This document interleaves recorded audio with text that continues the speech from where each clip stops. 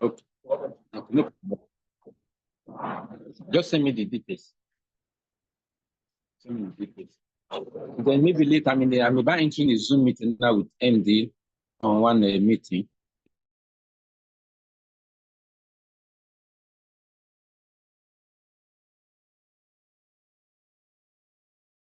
I'm now unmuted. Good afternoon, sir. I hope you are good to go. I think we are. Why that? That's switch it up. I don't know. Okay, all right.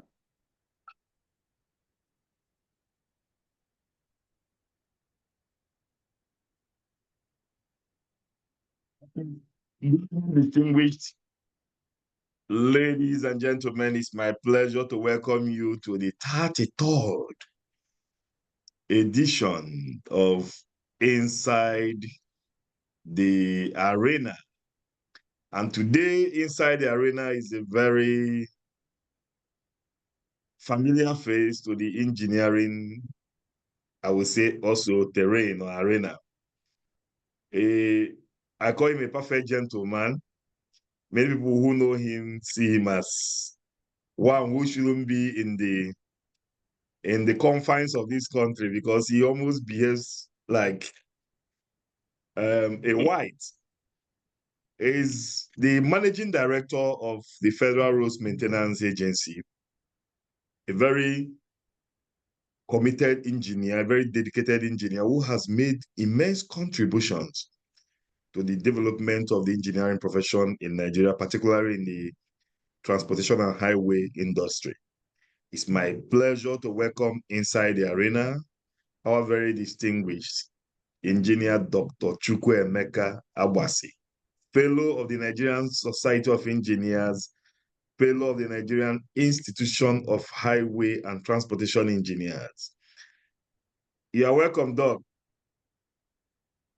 Thank you, Osi, and thank you for that kind introduction. I could barely recognize myself. Thank you very much, sir. And to our host, our participants, my name is Engineer Ben O.C. Oko, and I am the host of today's Inside the Arena.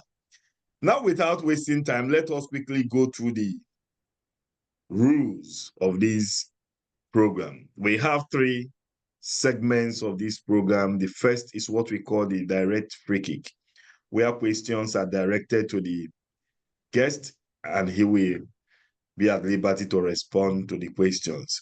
And after that, we go to the corner kick segment where the participants are also allowed to ask questions.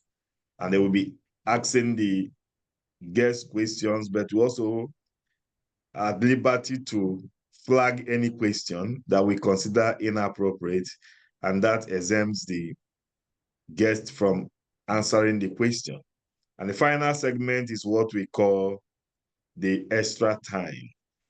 The extra time is a time where we also put the participants on a hot seat and we ask them questions that have to do with today's event or the life of the guest.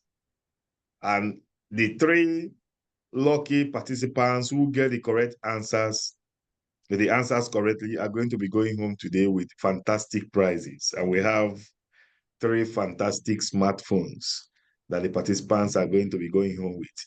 On that note, it's my pleasure to once again welcome us to this edition of Inside the Arena. My name is Ben O.C. Oko, and I'm your host.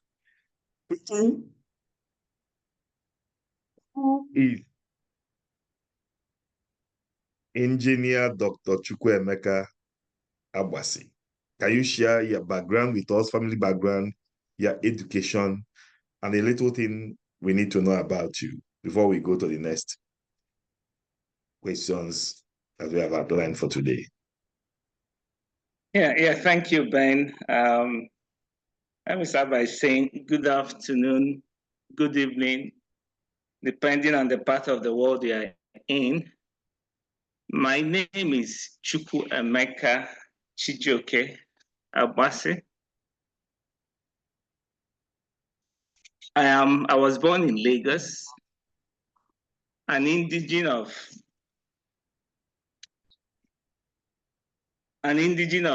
Nnewi, in Nnewi North local government area of Anambra State. I am the 7th or 8th child of Engineer Fnse and Ifeoma Agbasi. I'm sure some will be thinking, why did I say 7th or 8th child? I'm actually a twin. I have a twin sister, and we still don't know who came first, depending on where you come from.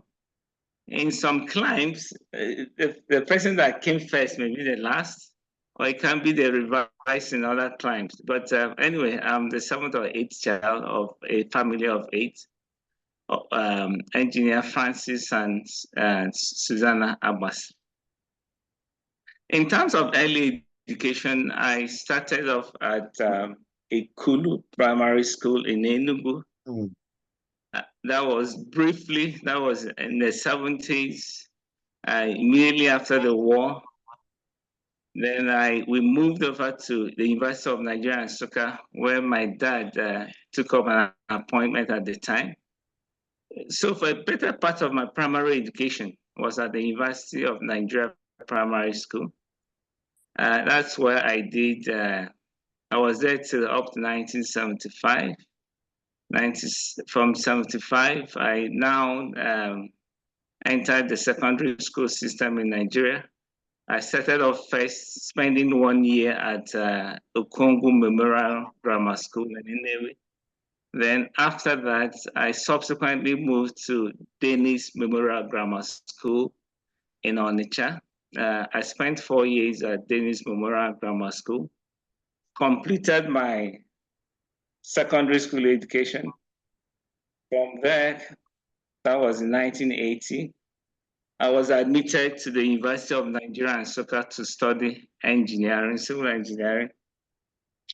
I was there for 4 years. Sorry, 5 years. It's a 5-year program. I was there for 5 years. Then completed my B.Eng, Bachelor of Engineering degree at UNN. On completion, I went for my youth service at FUTO at Federal University of Technology in Owerri. Spent 1 year there for youth service. After the youth service, I went back to Enugu to work for my father. My father had a consulting firm at the time, which was called Agbasi and Partners. While working for him, I then registered to do an MSc program, an MEng program at UNN again in materials and construction. So while working for him, I was running a master's in engineering, materials and construction at UNN. I completed that program in 1988. On completion, I was offered a lectureship position at the university. So I took up a lectureship position in 1988, lectured there up until 1991. 1991, I secured admission at Imperial College to go and do another master's. Now, master's in concrete structures, because I was looking at narrowing down my career to concrete structures, having done the first master's in materials and construction. So I left for Imperial College in 1991. Finished my master's. It was a 9 months master's. I finished in 1992. When I finished, I was offered a post of a research associate at Imperial College. So I worked at Imperial College between 1992 and 1996. And that was when the foundation for my PhD program was laid. Then after the program, I continued, eventually finished my PhD in 2000. Then 2000, other ones are work careers, which I don't know whether I can speak to them now. All right, let me take you back to engineering. What informed your decision to study civil engineering? As I earlier said, I grew up in a university environment. I think my father was a contributory factor. In fact, he was the first Nigerian rector of Yaba College of Tech. That was in the 60s. So while I was in the university primary school, growing up in a university environment, I see university calendars where you have professor, doctor, engineer, and so on. So while in primary school, I started writing in my notebooks, engineer, professor, so and so. So my dad now picked it up and started shaping me. Oh, he says, if you want to be an engineer, you have to be good in mathematics. Then I was an average student in mathematics. If you want to do this, you have to do this. So he actually shaped my thought. I said, okay, if that's the case, and himself also being an engineer, and that also was part of the reason that informed my decision to study engineering. So from then, I continued trying to do my best in mathematics, which at the time was not really my best subject. I got into the secondary school, that is DMJS, and you will not believe it, by this time I left DMJS, I won Professor Animalo's Prize as the best graduating student in mathematics at DMJS. And from there, at the same year, I secured admission at Nsukka to study civil. Why the choice of So he UNA? Was it because you grew up in Nsukka? I guess it was partly so. It's an environment that I was used to, and then Nsukka was a beautiful place. Nsukka is one of those universities that were well planned and designed. They were American architects that designed Nsukka. It was a place I knew familiar faces, people that I grew up with, and went back. It was more like reuniting with some of the friends I've known over the years. Was life like in London? Well, I arrived London in fall of 1991. It was a small shocker for me because the first lecture at Imperial College, we were asked to design a bridge. This is somebody that by the time I left Nigeria, we barely had barely had computers in the department. So yeah, it was challenging, but I had to learn fast in order to survive because I will not say it was a crash course, but it was very demanding. You have the academic content and also you have the practical content. And when you are asked to design a bridge, you are designing a bridge as if it's a bridge that will be constructed. So all the data that you have to use has to be real life data. The design processes, the standards, the codes, appropriate references needs to be made. But luckily, I made friends. I had some friends from the Asian continent. So, and they are hard workers as well, the Chinese. So, and some few Europeans and English friends. So I had to learn fast. As I said, the program was for 9 months. So after 9 months, I got an MSc and a DIC. DIC is Diploma in Imperial College. DIC is what they add to the MSc, these elitist colleges. So yeah, it was intense, but I had to learn fast. I had no choice in order to survive. And moreover, by the time I left for Imperial College, I've already done a master's in Nigeria. So my goal then was to do a PhD. So I had to work hard, employed as a research associate, then started my PhD program. Now, the rest is after the PhD, I stayed. Why did you return to Nigeria after studying in the United? Kingdom. Sorry, why? You come to Say that Nigeria. again. I said, why did I not return to Nigeria? You return to Nigeria. Oh, sorry. No, I did not, because as I said, I wanted to do a PhD program. I started a PhD. As I was doing a PhD, then along the line, I got employment. I needed to get the experience. It's an advanced engineering country. So I didn't come back immediately. I rather stayed back. I worked for consulting firms. I worked for the UK Highways Agency. I worked for the university. So I had a kind of a well-rounded experience in the built engineering sector in the UK before coming back. You came back. That's what I'm talking about. What informed your decision to come back to Nigeria after these experiences?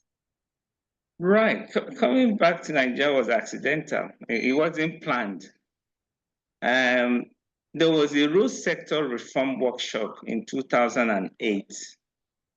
Then it was being spearheaded by NSC through the Roads Infrastructure Institutional Framework. At that time, it was headed by Engineer Chris OKOH. That was in 2008. And in that reform workshop, the dignitaries that were invited included the vice president at the time was President Goodluck Jonathan. The Minister of Transport at that time, Transport and Works were co-joined as one ministry. So then it was the Minister for Transport was Mrs. Desiane Allison Desiane. Yeah. Then Dagash was the Minister for National Planning. So I was invited to co-chair one of the breakout sessions. Because prior to that, before that, I've been doing a lot of correspondence with Engineer Chris OKOH regarding the road sector reform. I was providing information on what the practice was in the UK, because at that time I was working for the UK Highways Agency as a senior structured advisor and a project sponsor. So because of that correspondence I had with the RIIF committee at the time. So when this workshop was put together, I was asked to come back so that they can put a face to the name. So I came back. I didn't plan to. It was just providence that I came back, because the cost of it was summertime. I know that in the UK, that people are always looking at the best time to travel. They plan their travel well ahead of time. Coming back in summer for that workshop was an expensive ticket to buy, but eventually I did buy the ticket. I came back. I was at the breakout section. I participated. Then there were major stakeholders in the breakout section. And in that section, they had the likes of the then MD of FEMA, who is Engineer Olubimi Peters. He was there. Then after the breakout session, as we were going back to plenary, I engaged him, working, him being an MD of FEMA at the time, and me working for the Highways Agency. I was looking at how can we collaborate, even if it means just exchange of information. In fact, later on, they visited Highways Agency while I was still there. But it was at that time he offered me a job, but I wasn't sure because my experience in the UK is for me to move from one job to the other, I have to complete a 12-page application form where you have to demonstrate all the competencies that are related to the job. And so it looks surreal. I wasn't sure that this is real. So a job was being offered to me by word of mouth. But we started the process. He referred me to his essay at the time, who is Shegu Tolui. And because I was also staying with my friend who lives then in Kumasi Crescent. Kumasi Crescent is a street that is right opposite Fema. So on our way back to his, he insisted, because this is actually Dr. OKOH, he's married to Ekweme's first daughter, Chidi. We were roommates in the university. So when we finished university, we went different ways. He immediately went for the States to do his PhD. And at that time, he was an associate prof at the University of Central Florida. And then I left for the UK. So it was a meeting point at that in that workshop. So as I was going back to him, I saw a building. I said, "Oh, this is FEMA. This is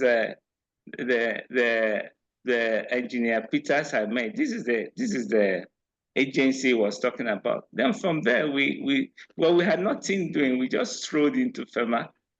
Then I met Engineer Shegu. I'm sure Engineer Shegu must have been surprised that who is this person that Engineer Peters is offering a job? He didn't. I'm sure that he didn't doubt that I came from Engineer Peters. So he was stringing me along. Okay, do this, do this, do this. But again, I wasn't looking for a job because I didn't come back for a job. I had a job. So from there, that was how we started. I was asked to join. I said, why can't I work as a consultant? I did a proposal on, then the interest of the agency was to build capacity in bridge and roads management system. So I did a proposal on roads and bridges management system. I was invited over 2 or 3 times. I came, but I wasn't looking for a job because I had a job. And also I had a family. At that time, I was married. I have kids, young kids. So the discussion continued until I was encouraged to take a leave of absence initially to come back before now I'm back and resigned. Yeah. So it wasn't a planned coming back. Yeah. Wow, very interesting. Also, my supervisor at Imperial College, he kept on asking, what am I coming back to do in Nigeria when most people are trying to move from Nigeria to the UK?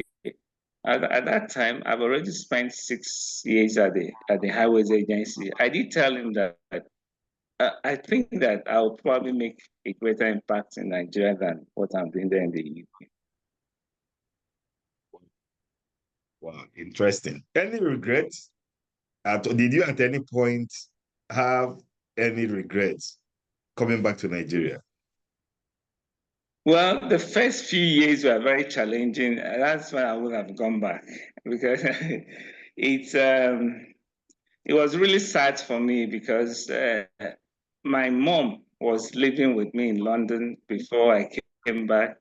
And so when I left London, she had to move to my sister's house.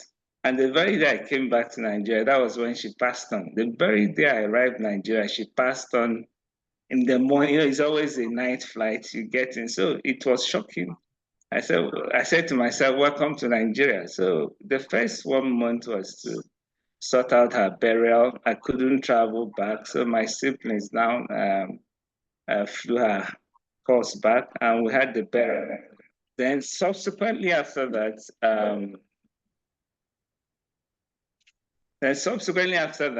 then the challenge, because my expectations was not, even though I made some few visits before coming, but my expectation was not what I saw. But again, I took the bull by the horn, even at that time. So I started, what I needed was a laptop and a space, just a chair and a table. Because what I met on ground was not what I expected. So I started writing proposals for funding.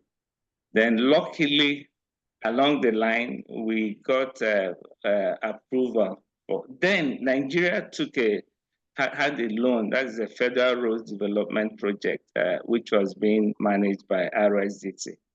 I identified an opportunity there for institutional capacity building. So the proposal I did for the integrated road and bridges management system, I now tapped on that facility they have for institutional capacity building. As that was progressing, then also had the UK NIAF. UK NIAF is a demand-led facility funded by the UK government where they can assist you in an area of need. So they also approached us here in FEMA when I arrived, and they offered to help us with technical assistance in developing our roads and bridges asset management system. So in a way, I felt at home because the people that came from the UK were also people that were supporting the UK Highways Agency in the structures area I work. And things move very fast. They brought in their staffs from the UK. They were embedded in FEMA. They brought us facilities for acquiring road data, condition data for structural strength of concrete, IRI. So some of those equipments that were not here, which were modern equipments for a quantitative measure of road condition, they flew in from the UK. And they flew in their staff who were then embedded in FEMA. So my first year in FEMA, I could not really expect that it would be like this. We were working as a team. People were being trained. People were traveling up and down the country, collecting basic road condition data. So the database or the repository we had on road condition data was huge in that first year. So based on that, I will say that I was quite elated by the success we had in the first year.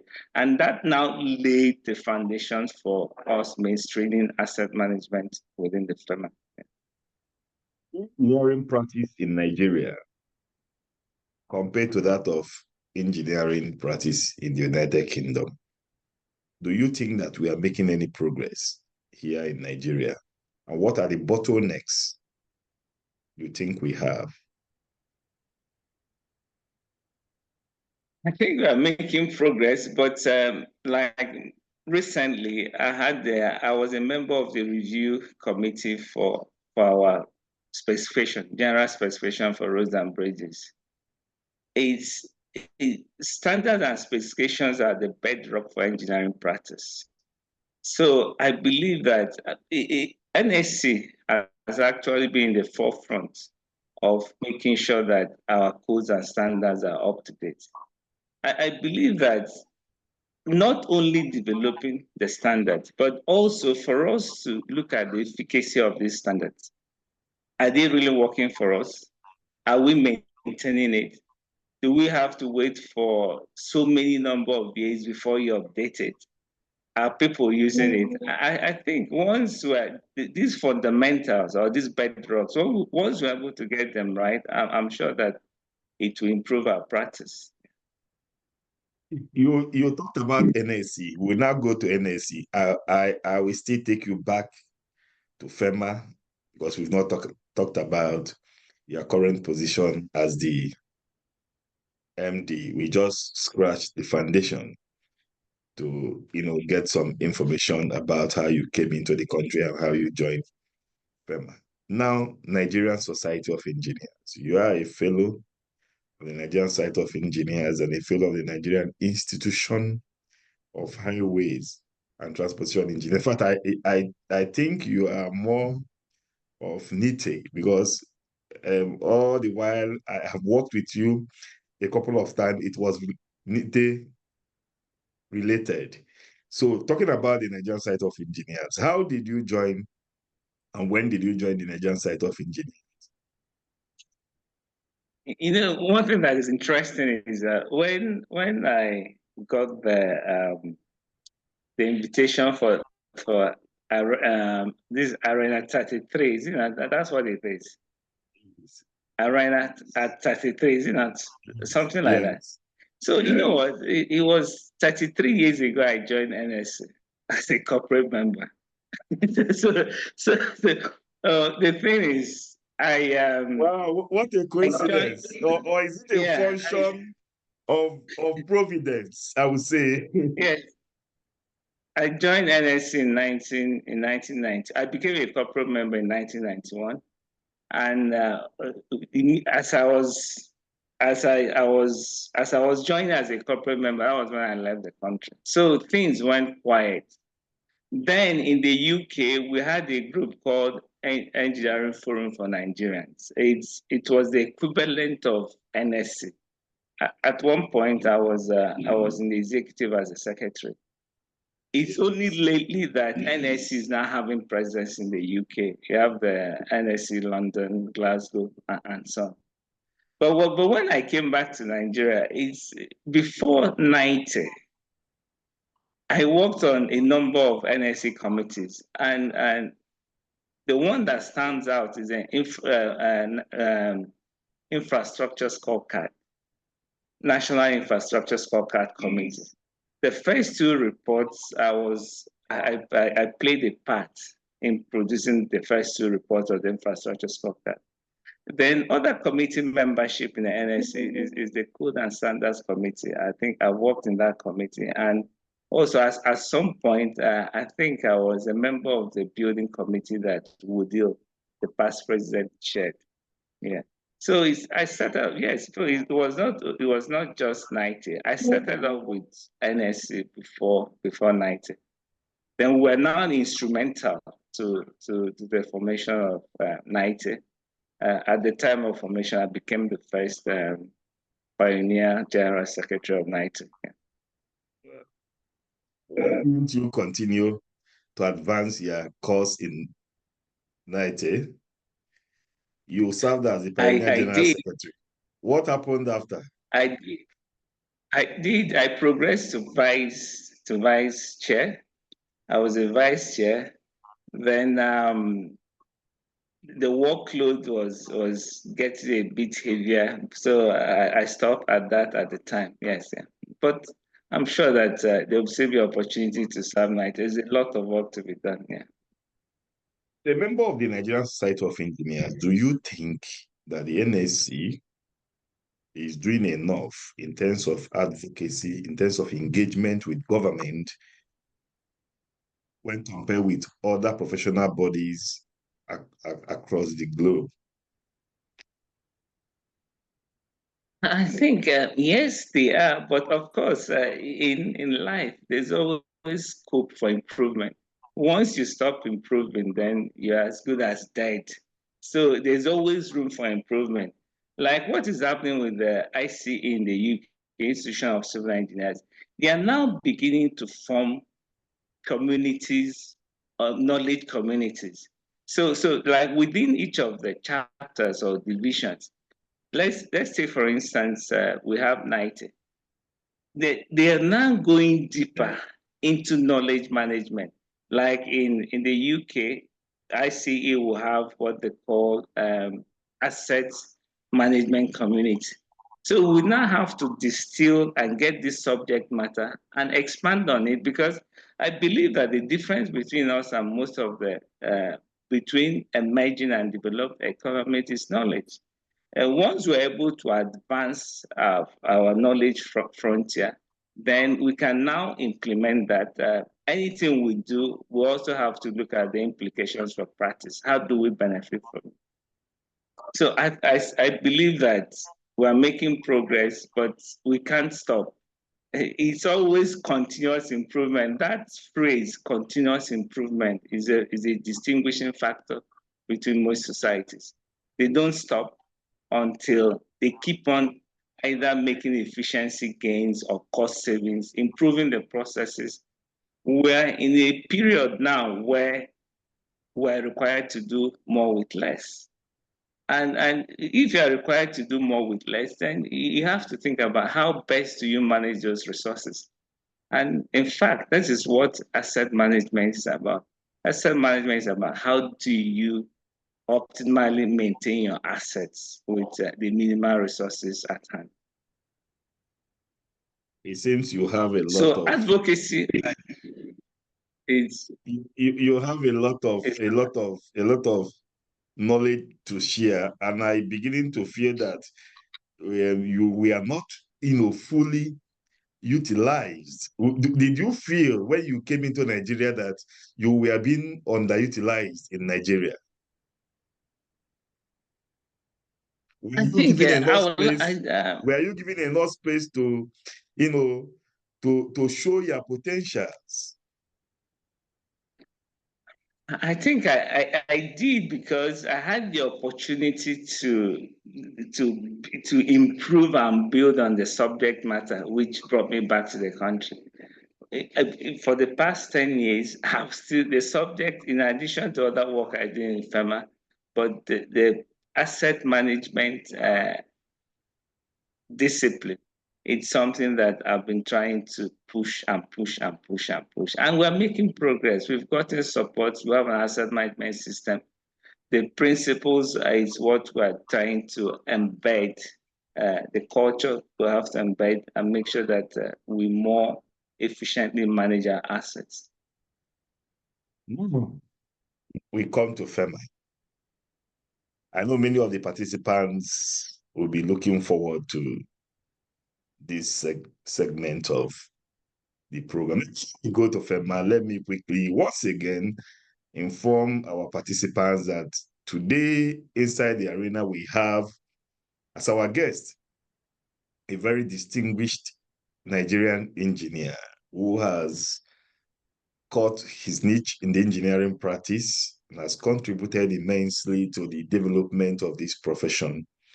Today, by the special grace of God, he is the Managing Director and Chief Executive Officer of the Federal Roads Maintenance Agency, which we popularly know as FEMA. Engineer Dr. Emeka Chijioke Agbasi, Fnse. Now we go to FEMA. Argued that the reason why engineers do not occupy the policy space in Nigeria is because they do not involve in politics. They say that it's only engineers who are involved in politics that are always appointed into key positions. Your appointment as the MD of FEMA, was it as a result of your passion? Because I knew you were a director in FEMA before your appointment. Was it as a result of your passion, this time involvement in politics? Or did it come to you as a surprise? I'm sure most of my colleagues will say that it came as a surprise. At the time of appointment, I was a director overseeing the office of the MD. So in a way, that actually allowed me to have one foot out there. Then the decision makers, I'm sure they must have looked at the CV and other things, but I wasn't really involved in politics. But at some point, you still have to talk to the decision makers. Yes. So what I spoke to the decision makers, I did, yeah, just for consideration, just like any other person would want. So yeah. So I wasn't a politician, and the good thing that what FEMA has offered me is the opportunity to develop and expand this area of work. The focus and passion I have for it was the space FEMA has given me to do that, which I'm very grateful to the agency. Every day that Engineer Peters first spoke to you to join FEMA, and when you finally did, the first day you visited FEMA, you looked at the building, you looked at the environment. Did anything ever tell you that one day you would become the CEO of this very establishment? Obviously not. There was nothing there, and I wasn't sure whether I would stay beyond the 1 year leave I had at the time. So no, I wasn't prepared for it. But what I know, what FEMA has done for me is I've worked with five MDs in FEMA. I've supported five MDs. So all of them have been very supportive to the work I do. So, and we've enjoyed cordial relationship working together. Yeah. But it's my mind never stretched that far. Wow. FEMA was established by an act, number 7 of 2002, with the following mandates: the mission to efficiently and effectively monitor and administer road maintenance with the objective of keeping all federal roads in good and safe conditions. The vision to become the most efficient road maintenance management organization that will enhance the economic well-being and interest of Nigerians. What are you doing towards the actualization of this mandate? Well, most Nigerians will know the condition of our roads. At any point in time, you need to benchmark where you are. When we first started, we did a road condition survey, even though the survey is visual. Visual may not give you may not be the best measure for the road condition. So now that we'll be able to benchmark, have an idea of where we are, then the next step is now, how do we get to where we want to be? And to where we want to be is that within the next 4 years, make that incremental progress on the condition of federal roads in Nigeria. We've started monitoring the roads, works are going on, and as works are going on, we are also trying to extract the quantum of improvement that has been made on the road infrastructure. Our strategic goal objective is actually to maximize the value and utility of the road assets in Nigeria, which kind of summarizes the mandate you've read. Because when any infrastructure is built, it's not the construction is the issue, it's the value and utility you extract from that infrastructure. So we're in a position where we have to make sure that the roads assets we have in Nigeria is providing value to Nigerians, providing service to Nigerians, making sure that they are safe, that when people travel on them, they'll have reliable journeys on where they are going. So this is where all hands are on deck. We are currently in the process of finalizing our strategic plans. The strategic plans have key KPIs, and these are also aligned to the ministerial plan that for Ministry of Works. As you know, we're parastatal of Federal Ministry of Works. So we're aligned to the policies of federal government, the policies of Federal Ministry of Works. And we now have performance management contracts for staff that are also aligned to meeting those goals that you just read out in the mandate. What is your major challenge as the managing director in terms of budgetary provisions? Well, I think we do know that considering what needs to be done, because we really have to move from a reactive mode, which we are now, to a more proactive. When I mean proactive, just like in other countries, you don't have roads that are in bad condition. Most countries, for example, South Africa, will not even will not walk on a road that has failed, or will not walk on roads that have major failures on it. So we're trying to move from that reactive state where most of our resources are spent on repair of roads. Of course, with climate, with the adverse weather condition, as you know what has happened in the last 1 week or two. You know the number of washouts we've had in the Northeast. You know, so we're trying to move from a phase where most of our roads are in bad condition to a phase where our roads are in good condition and we're just applying preventive maintenance techniques. It's a huge task, but it's still achievable once we focus our minds on it.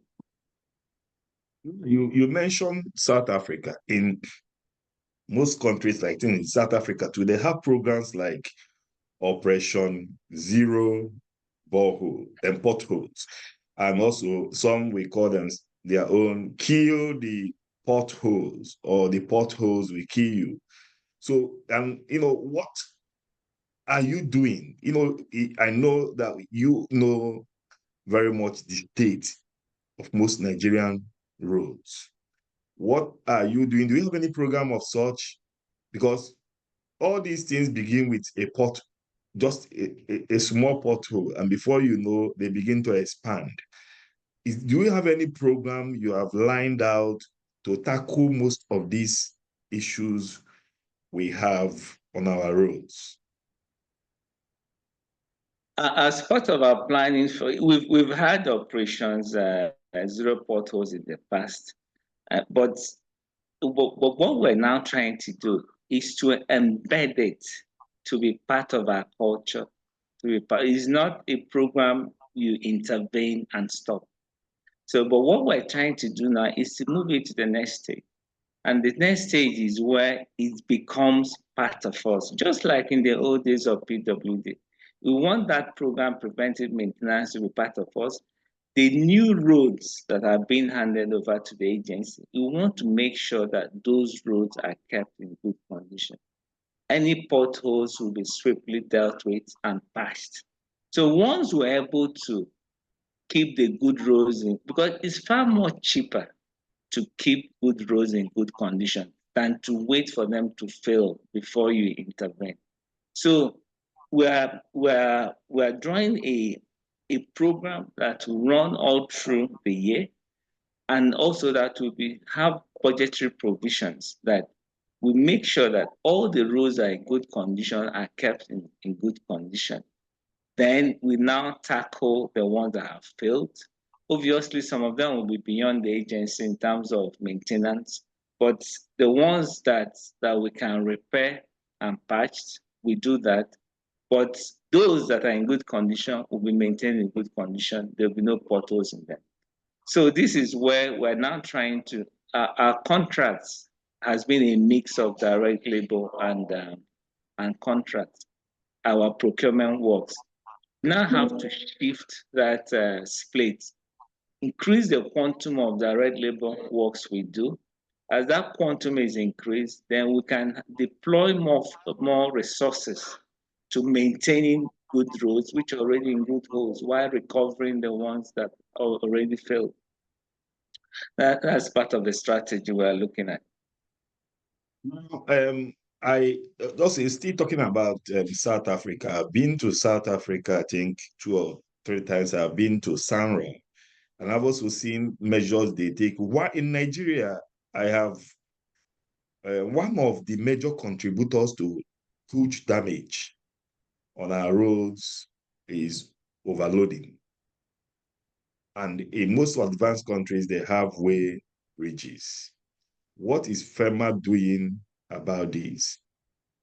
And what collaborations, what are you make? Do you have any, is it within your mandate, or are you collaborating with any other agency of government to ensure that, this, attitude of overloading that damages most of our roads are completely halted?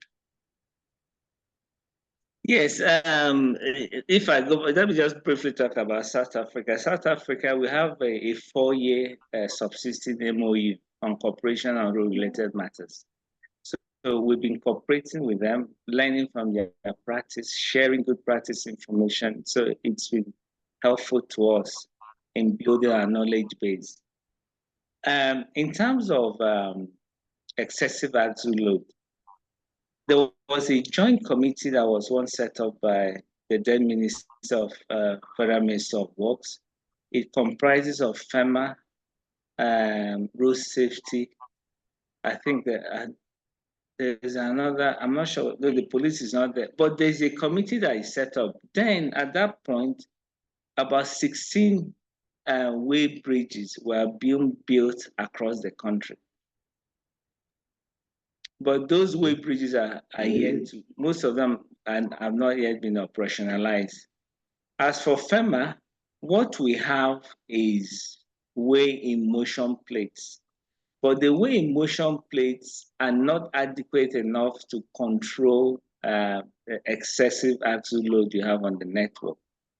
But the good news is that part of the requirements in the roads that are being concessioned now is the concessioners, in order for them to make money, they have to put way bridges or loops that will help detect excessive axle loads. And once that is detected, then they can now pull the vehicle aside. Wow. Now, you have mentioned concessioning, and I wanted to ask you, when you were talking about your journey to Nigeria, you mentioned the road reform, which you played a major part. What is the status of that road reform bill, or it's not an act in our bill? Yes, as much as I know, in the 8th and 9th Assembly, the bills were presented to Mr. President for assent. But unfortunately, it has not been assented. But the current Assembly, I understand that the process has started again. Yeah. I think the best way to go for Nigeria, and what are the major takes from that bill if passed into law? The bill clearly, one major aspect of the bill is that it allows for private sector participation in the road sector. Okay, and there's a clear distinction between the client and supplier part of the business. The client is government institutions that will develop standards, formulate policies. They may not necessarily engage in construction.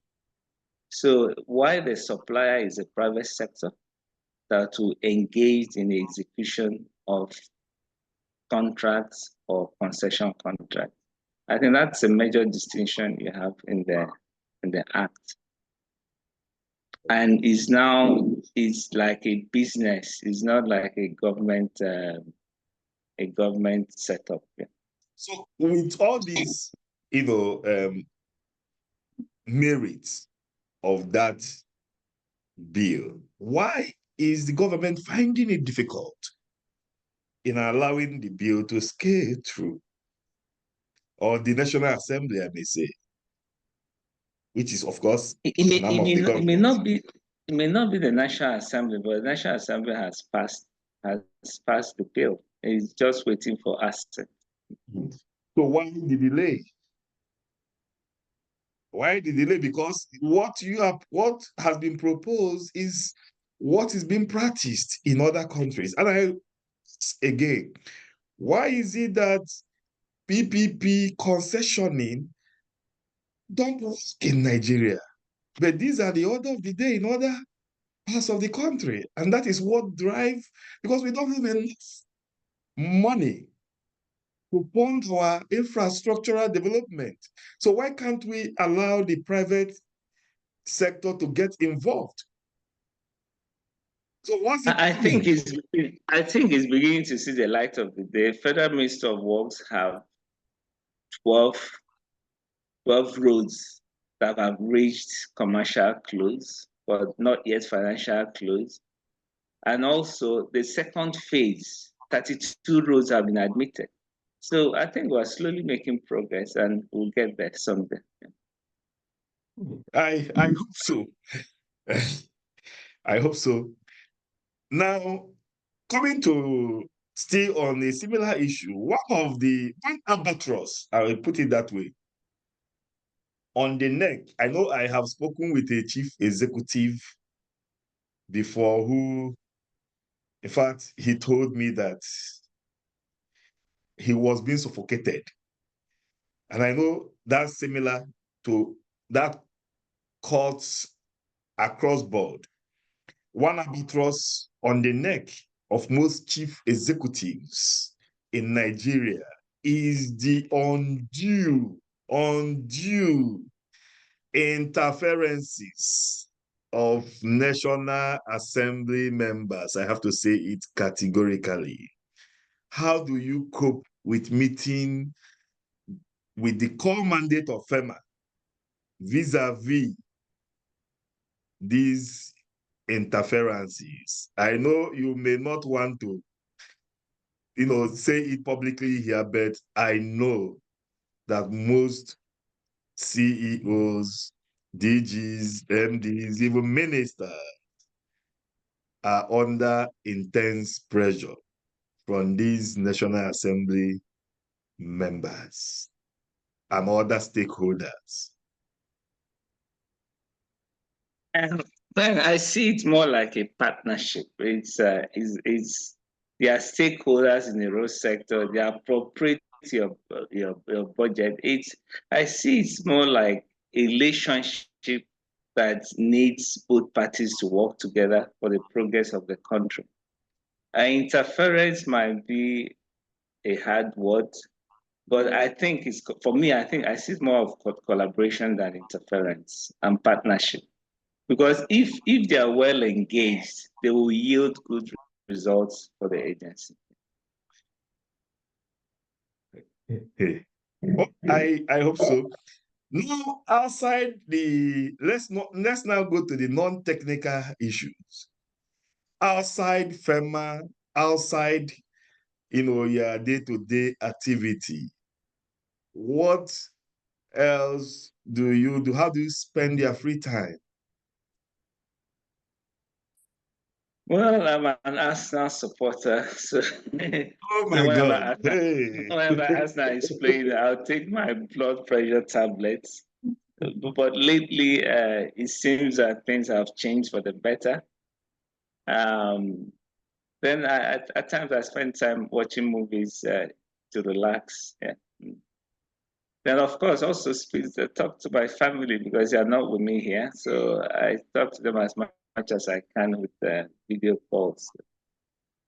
You watch movies? What kind of movies do you watch? Documentary, at times thrillers. Yeah. Do you participate in any sporting activity apart from watching Arsenal, which of course is an opposite to the club I support? Yeah. Okay, yes, you are supporting the wrong club. Yes, sporting activities I do. When the opportunity arises, I try to play squash, but it's quite demanding, and also badminton. Yeah. Have you written any book, or have you written any book about your life? And if not, if you have to write, what will be the title of that book? Or what did it Let me start with a manuscript that I've been putting forward, which I think that a manuscript that will encapsulate my 10 years journey, or it's 15 years journey now, trying to mainstream asset management. So that manuscript is what I've started. Then mainstreaming asset management in Nigeria, because the danger is when one leaves a system, and knowledge management does not take care of things very well. So I'm hoping that that book will be done for posterity, for whoever is coming to work in this area to know where we're coming from, what the lessons has been, what are the challenges, and build it from there. So that's the one that, for me, it also has top priority. But in terms of a book about myself, I'll probably say a journey with patience and focus. Because I think for one to survive in our climb, you need to have a lot of patience. Yeah. And also you have to remain Patience. Patience and focus. Patience and focus. Wow. When do we expect this book or this when we expect this book to be out? I think first of all, I will finish the one that has already started, which is mainstreaming asset management. Then maybe at the later years, maybe before I exit from here, then I can do that then. Talking about exiting from here, after FEMA, what next? Any plan to join politics? I've not given it a thought. In fact, I was even considering going back to the national highways in the UK and do part-time services for them. So no plans to join politics? I don't think I'm cut off for politics, but I will learn. Maybe over time, things might change, but I'm not cut off for politics. Because I wanted to ask if your community, or the people of Nnewi, or their senatorial zone or constituency, as the case may be, and they look left, right, center, and they couldn't find one who is worthy to represent them, and they say, Dr. Emeka Agbasi, we want you to represent us, maybe at the Senate or the National Assembly and House of Representatives, will you say no? Well, it depends on the level of representation. One can represent a community in technical boards, technical issues, but probably not going to contest for positions and so on. As we wind down, have you, in the book, Things Fall Apart by Chinua Achebe, he narrated a story about the hero of that book, Okonkwo, when Okonkwo passed through turbulence in his life and he was able to survive it, and he looked back. I say each time he looks back and remembers that season when he lost everything, he will always tell himself, if I could survive this, I can survive anything. Have you had any major setback in your life that you survived, that whenever you remember it, you smile and say, if I could survive this, I can survive anything? Can you share that experience with us so that those who may be passing through the same or similar situation can also know how to navigate their ways out of it? Well, it's obviously, as humans, as Homo sapiens, we do have setbacks in life. But in my own case, what really stands out for me is the patience has seen me through any major setbacks I've had in life. One case that really comes to my mind is in 1990, I got admission at Imperial College to go and do the master's. But after getting the admission, I was hoping that I would leave in the September of 1990. But somewhere along the line, the funds didn't come through. Well, I had to regroup, then wrote the institution for them to defer my admission. Luckily, the admission was deferred. Then the following year, the funding came through. So what you can, I may not consider that as a major setback, but what I really consider as a major setback for me maybe was when my dad passed on, because that was my first experience of death. But this is a setback that you cannot, only time can heal those wounds. So whether it's a setback or not, but who shaped my life, who actually made me who I am today. It's losing him was a big loss. Sorry about that. And Let's go to the next. I think that will be the pattern. What is your advice for young Nigerian engineers, those who are coming up, because we have a big challenge in the profession? Most young engineers are no longer interested in learning while acquiring skills and knowledge. Most of them are much more interested in quick money, let it flow. I remember one of our fathers in the branch, who you know very well, who also was instrumental at the formation stage of FEMA. He used to tell us, seek first knowledge, acquire experience, and the money will come. What is your advice? I know you must have encountered many young engineers in the course of your career who are also thinking in similar way or similar direction. What is your advice generally for the Nigerian young engineers? And again, do you think that government is doing well? Also, the society is doing well in terms of capacity development for these young Nigerian engineers?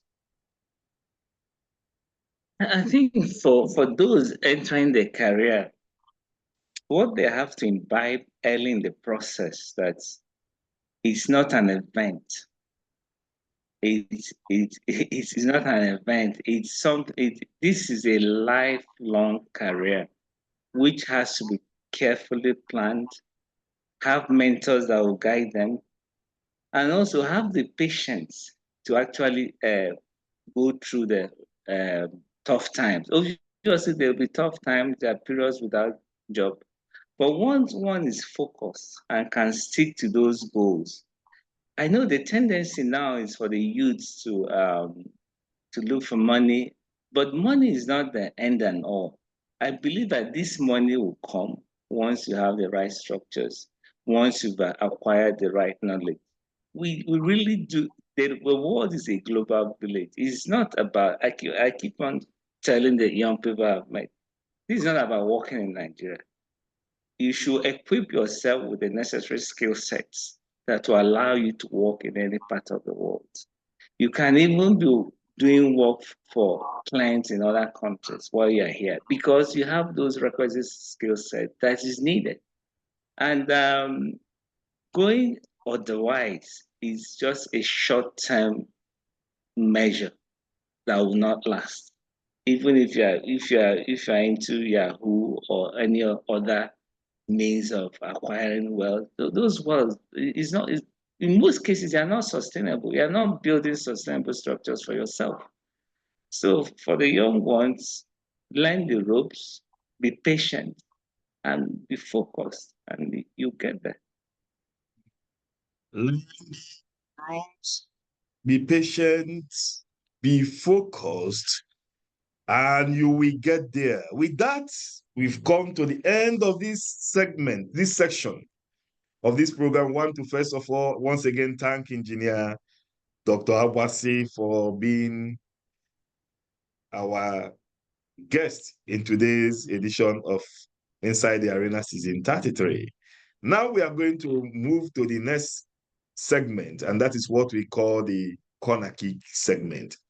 The corner kick segment is the time we allow the participants to ask questions.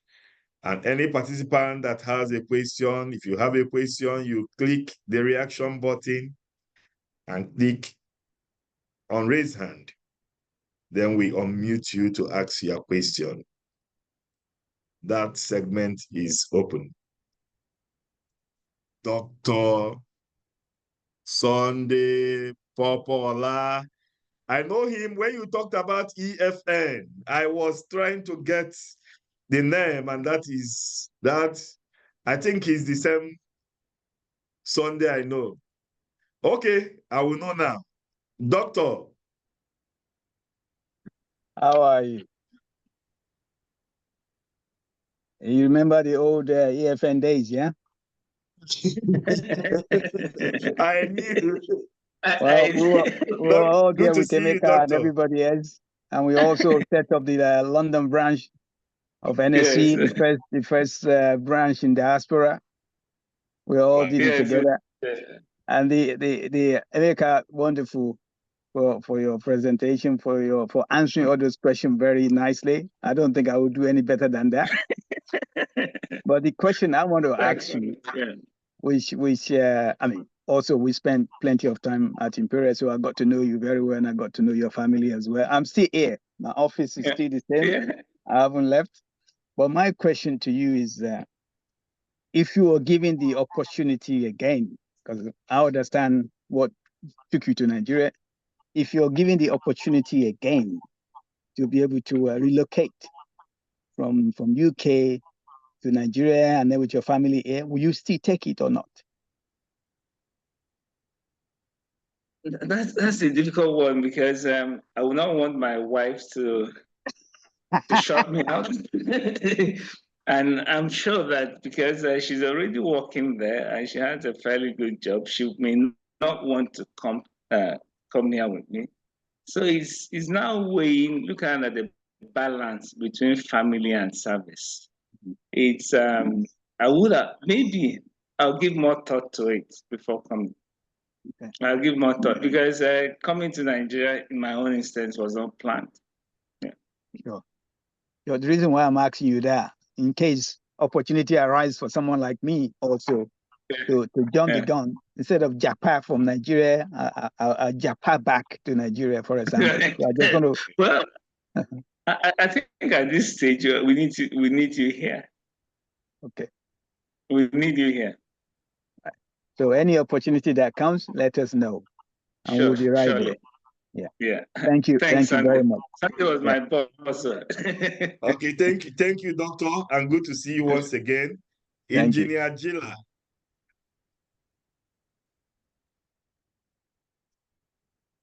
Yes, thank you, Engineer Ben Osioko.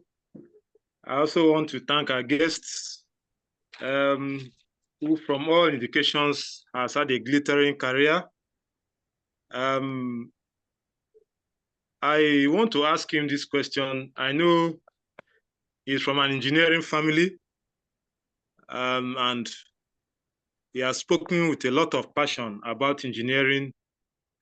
I want to find out if any of his children are engineers. Thank you.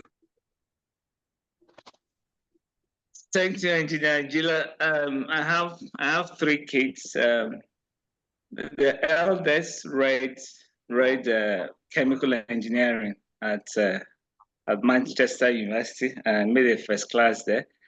Unfortunately, she chose not to work in the engineering sector. She's working with the bank in the financial sector. My second child read biomedical sciences, and of course, it's not engineering. So the last one, I hope I can encourage the last one to study engineering. Okay, we take Godwin and Honors.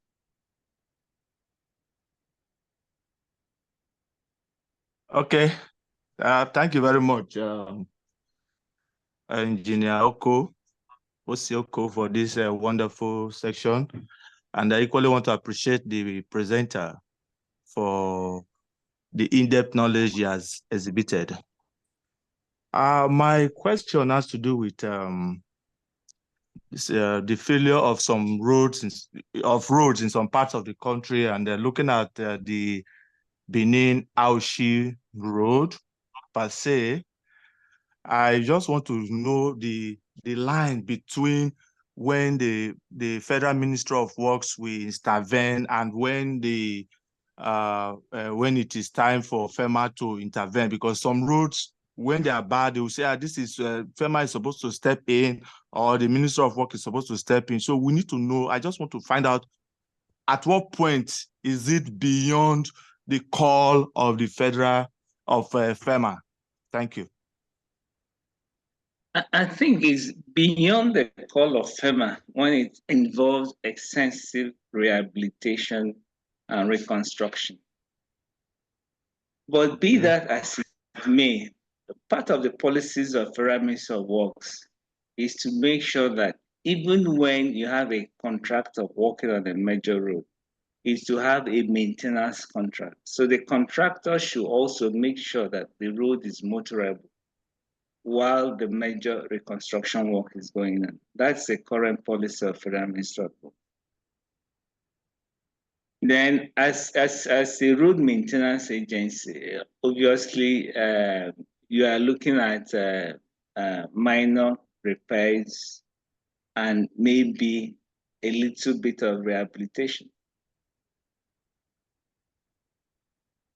Okay. But to accept that the concept of maintenance is maintaining what is in good condition, then that will also give an idea of what we should be doing, making sure that good roads are kept in good condition. All right, we take Austin Ohide. And finally, after that, we take Sanusi Mariam. Okay, good afternoon, sir. Thank you for this wonderful moment and the opportunity to interface with our big boss. I quite understand that we learn from higher individuals when it comes to management. So my question goes thus. Since inception as the MD of FEMA, what would you say has been the most challenging moments and how you were able to navigate through it, sir? Thank you, sir. The beauty of this job is you don't know what to expect the next minute. So you just have to find ways to maneuver whatever comes across you. I look at it as juggling. When you are juggling so many balls, you are trying as much as possible not to minimize the drops. As you probably know, when I came in, my work has been focused on a specific area. So I've not really had the opportunity while I was here to interface with so many other sections or divisions in the agency. So forming that relationship, looking at the workable models for us to build our foundation on, has been an area that I've focused my interest, because once the foundation is right, then every other thing will follow. Right.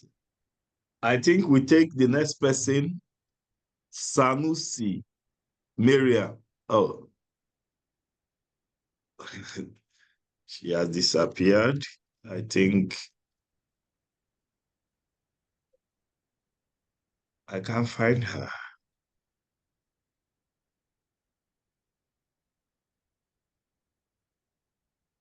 I think I saw somebody that, okay. I think maybe she had a network problem. But before we go to the next segment, let me quickly acknowledge some very distinguished senior engineers I can cite here. Engineer Kunle Adejumo. You are welcome, Engineer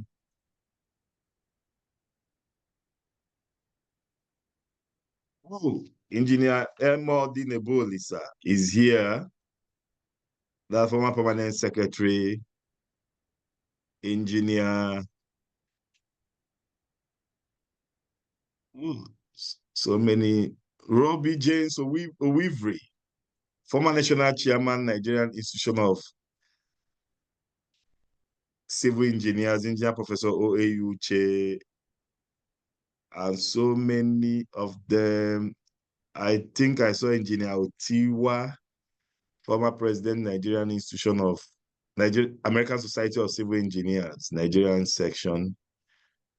And oh dear, the thing is running faster than I thought. Okay. I think we have to stop it there. Let me allow the former permanent secretary, Minister of Transportation, because what we are talking about today is related so much to transportation. Engineer Emodi, to say some word to us before we finally go to the next segment. Engineer Emodi, please. Okay, Sanusi Miriam is back. While we are waiting for Engineer Emodi to come back, Sanusi Miriam, can you please ask your question? I think that's the final question. Thank you very much, Mr. Moderator. You see what technology can do. I was on all through. Just the moment you were about to call my name and I went off. So sorry about that. No problems. Thank you. It's an interesting program. MD, well done. I just want to say that it's been very revealing. Now we know that our MD is a twin. So we'll nickname him one of the twin names, which is not bearing. And secondly, I also found it interesting to say that because I nicknamed you, there's no dull moment, that you have time to watch movies. So well done to the team. It's been a challenging one. So almost 1 year, there has been challenges as expected of the office. There has been achievements, and then there are aspirations. So we just pray that we continue to work assiduously, support you so that you can deliver on your mandate. This is just a word of encouragement to the entire team of FEMA. Well done, sir. Thank you, Haja. I appreciate it. I think, Haja, thank you. I think I have to be partial. While I'm waiting for Engineer Emodi to do that. Okay, Engineer Emodi is on. Go on, sir. Okay, thank you, everybody. Although I missed most of the lecture, but I want to continue on the path that as MD of FEMA, I want you to try and pay some attention, give some strategic attention to building local capacities. And it's a component of engineering development, business development, so that our people can gradually build capacity and begin to move from maintenance to rehabilitation and reconstruction. Thank you. Thank you, sir. Deeply appreciated. Thank you. And finally, Engineer Robbie James Owivri, my boss. My past national chairman, sir. Comrade, thank you very much for this another exciting program here today. You know, as always, you have always come up with very exciting programs. You know, bringing in resourceful personalities to educate the populace. You know, on the engineering platforms.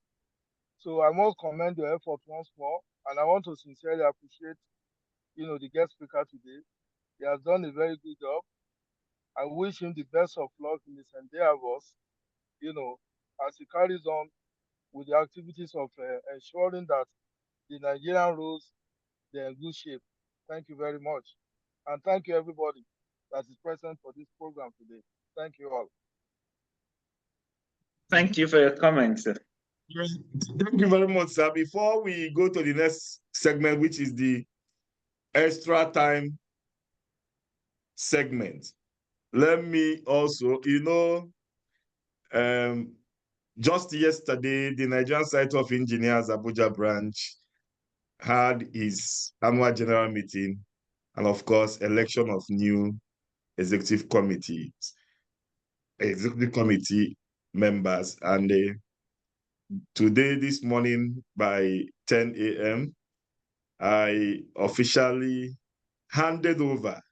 We did the handing over ceremony this morning, where the new chairman of the branch, Engineer Ahmed Kutigi, has taken over the mantle of leadership. And he's here today. He has joined us. So I want to acknowledge the presence of my chairman. He's my new chairman, the chairman of the Nigerian Society of Engineers, Abuja branch, Engineer Ahmed ASY Kutigi. Engineer Kutigi, you are welcome. Good to see you here.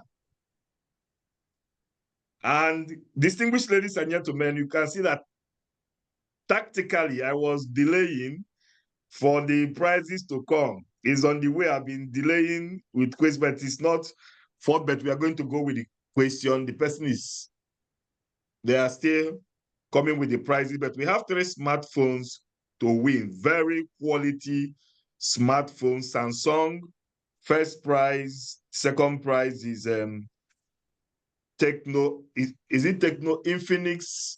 I think Infinix, and then I will get the names correctly. But they are very, very, very, very fantastic prizes to be won by 3 people today. And then we have 5 people who will be going home with consolation prizes of 10,000 naira each. Fantastic prizes today. So the question is this. We are going to ask the question number 1. The person that gets the correct answer goes with the prize for first prize. And that is, I think, is Samsung. I don't know where they wrote it. The technical team are coming.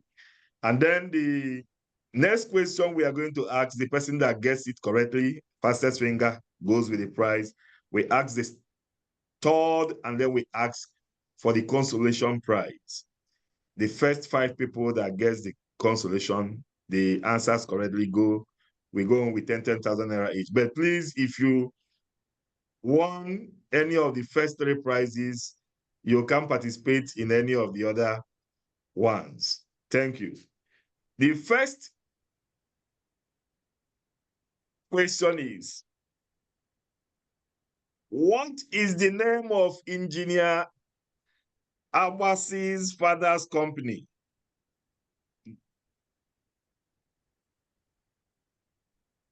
Answer.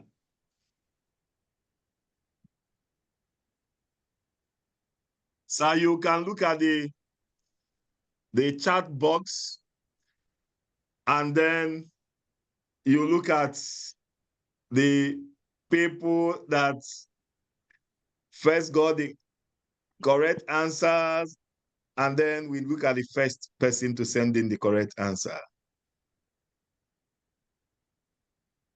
What is the correct answer first? What is the correct answer to the question? Then we look at the person that got it correctly. Hello, sir. Can you hear me? I mean, what is the correct answer? It's Frank Agbasi and Partners. Frank Agbasi and Partners is the correct answer. So we look at the chat box to see who got it correctly. If you didn't get the spelling, we may not consider you. I'm seeing from here. Oh God. I'm seeing the first person I'm seeing is Julia. She wrote Frank Agbasi, and that is not Partners. I'm seeing OA, but it's left for you to decide. And the other one is Frank Agbasi and Partner, Temitayo. I think from my own side, Temitayo was the first to get the answer correctly. I don't know whether that's what you have at your own side.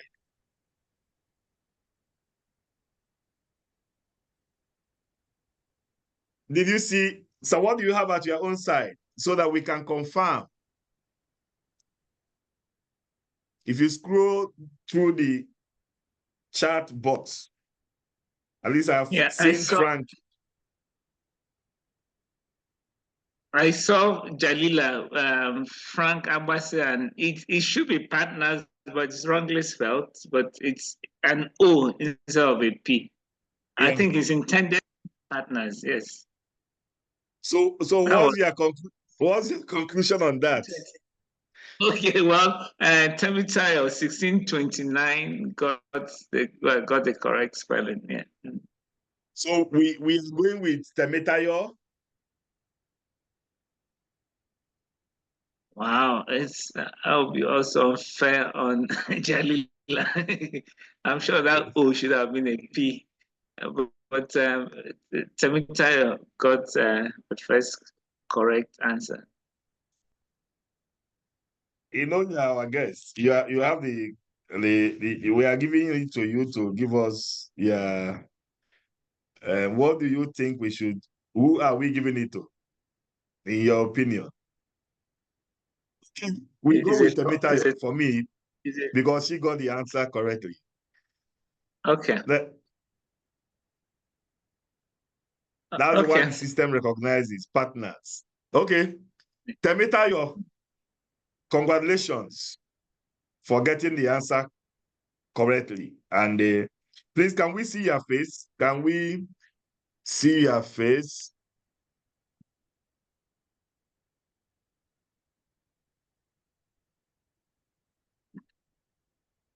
Oh, I know this face. Well done. All the way from Lagos, I think so.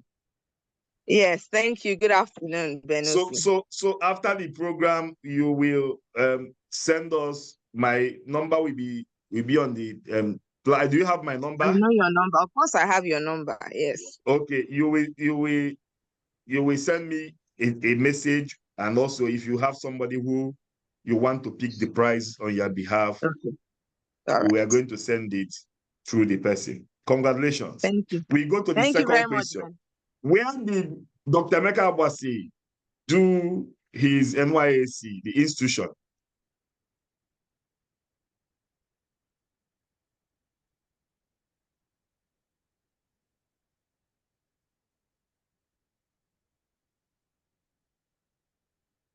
Okay, so what is the correct answer for this? Is Futo. Futo. Okay, and I'm seeing Futo, NYSC in Futo at Owerri, and I can see Iyanuola Oyekunle. Can I see your face?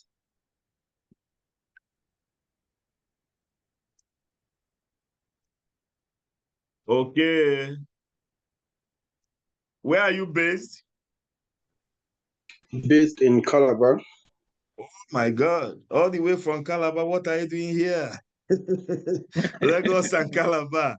Oh, you are connecting Nigeria. Is that the coastal highway?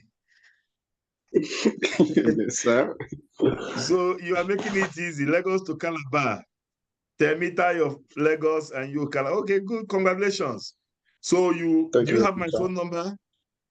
Yes, sir. Yes, sir. Okay, please, after this, you send me a message. And also, if you have somebody in Abuja, you can send the person to pick up the prize. Latest Monday, we give like 2 working days. If you don't come to collect your prize after the expiration of that time, we give it to the next person after you. Well, we have had experiences where gifts are left here unclaimed. So please make sure you collect your prize as soon as possible. If you have somebody today before the close of work, the person can come and pick it here. I believe in the next couple of minutes they will arrive. Now, the third question which we are going to ask is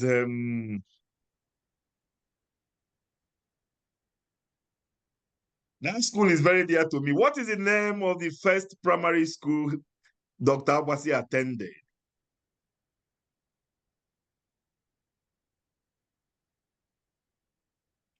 I never knew Dr. Agbasi is an 042.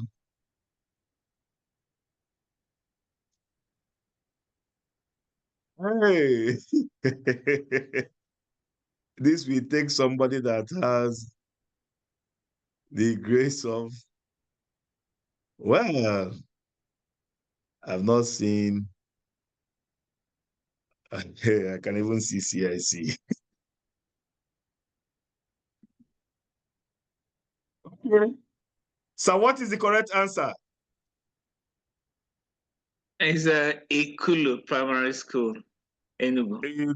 Ekulu Primary School. Can you please check the answers sent in to confirm the person that got the correct answer?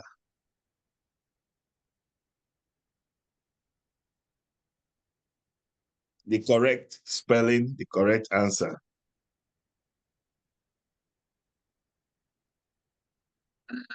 Oh.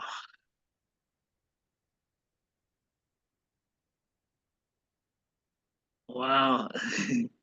Many are close, but it's just the spelling. Okay, there's one, but one it's incomplete. That is Ekulu, but primary school is not there. Yes, there's one. Yes, there's Chris Egwatu. Okay. Chris 1636. Egwatu has Ekulu. Ekulu He must have lived in Enugu. Let me see the face. Chris Egwatu. Ekulu is one of the most popular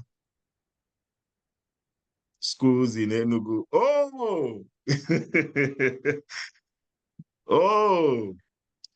This is serious. This one is all the way from Bonny. Abuja people, where are you? 042 for life. And this one went to a suit. Engineer Chris, good to have you. You are doing well, Engineer Benosi. You are doing very well. The final one, which is the consolation prizes, the winners, please, when we announce, please, what you do is you send in your account details. I'm going to take the names of those that we get it correctly. If what we are sending doesn't match with the name here, we are not going to send the money to you. Now, go. In what year did he register with the Nigerian Society of Engineers?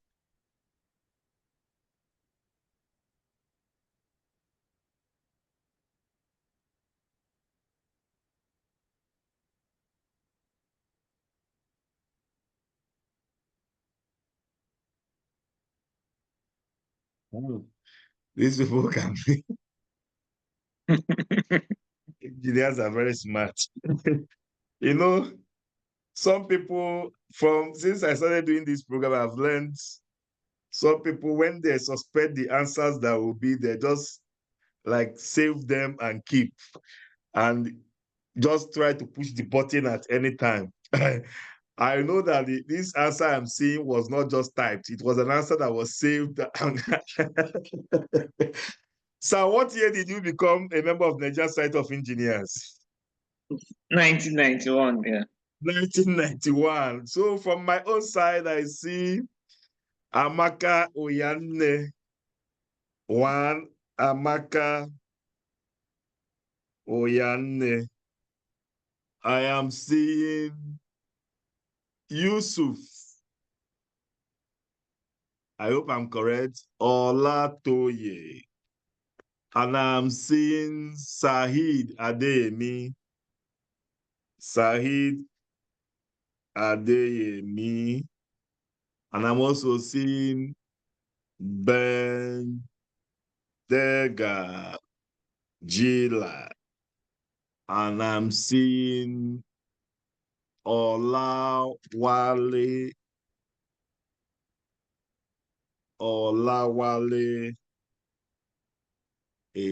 Miola. I hope I am correct. So we have Temi Tayo. We have Lua, and we have Iguatu as the first three winners for the Met prizes. And we have consolation Please, I hope I didn't skip any that. Let me go again. Amaka, Yusuf, and then we have Sahid, we have Jila, and we have Emiola. These are the first 5 to get the answers correctly. I think that is those are the winners for today's event. Okay. On that note, so I want to say, please, if any of you does not have my number, I will put it right now on the platform chat box. Please take it 600-37227 080-600-37227. That's my telephone number. You send me the account details. It must correspond with the names we have taken. That's for the consolation prize winners. I think I know the 2 of the men winners. So Iyanoluwa, I expect you also to send me a message, and also the person collecting on your behalf.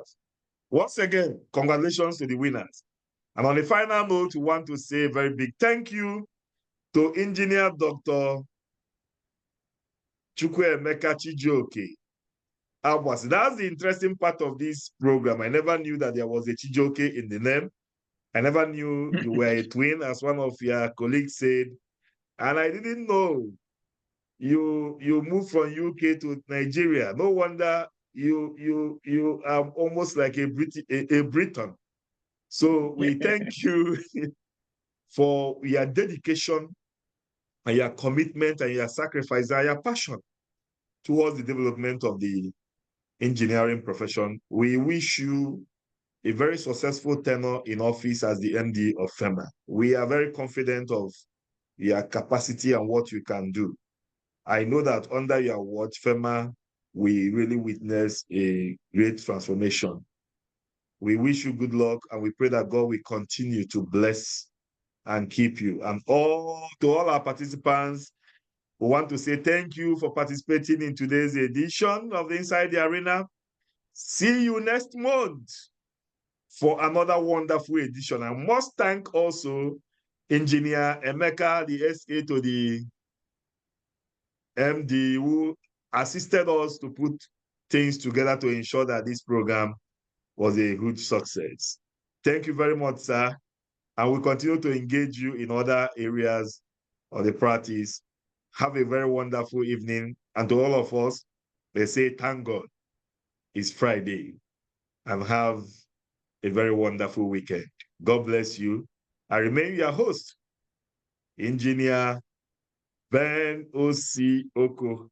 Today is showing Osita Demma Oko, and that's actually my name, Osita Demma Oko. God bless you and have a wonderful evening. Thank you. Yeah, thank you. Thank you, Ben. Thanks everyone for coming. Yeah, thank you, sir.